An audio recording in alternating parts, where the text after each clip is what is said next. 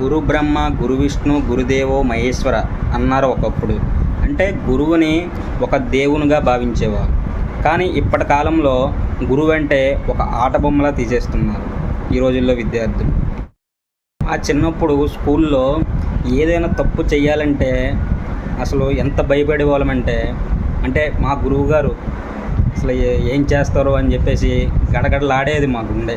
కానీ ఈ రోజుల్లో గురువుగారు పిల్లల్ని ఏమనకూడదంట, ఒక మాట అనకూడదు, బెత్తంతో కొట్టకూడదు, కానీ చదువు వచ్చేవారు.